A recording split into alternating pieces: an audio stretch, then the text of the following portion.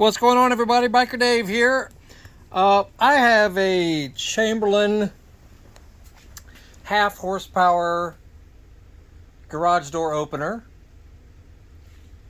and I'll see a previous video on how I resolved it, where it basically wasn't working well anymore because the sensors needed to be replaced down at the bottom of the doors. But this has to do with the remote. I had to change the battery in the remote. The battery was kaput. And then I pushed a button and the door wasn't opening, even though I saw a light flickering every time I pushed the button on the back of the opener. Okay, not a big deal. Come up to the opener and push the learn button. It's that little purple button right there. Push the learn button.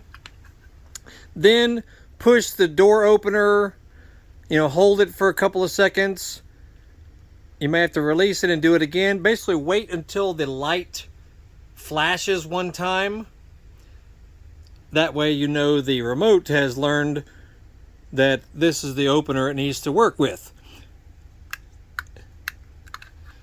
And you'll see, like so. Up she comes. Easy as you please.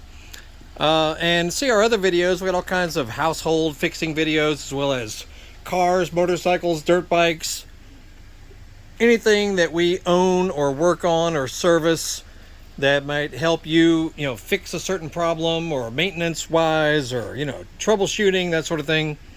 Just scan through our channel and you'll see all kinds of stuff, and look for the thumbnail links at the end of this video that will guide you into different areas.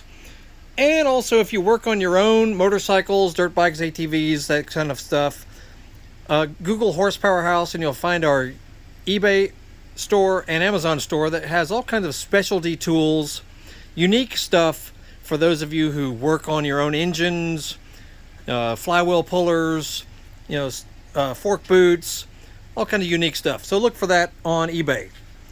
You'll see the links in the description of this video. You'll have a great day. We shall see you all later.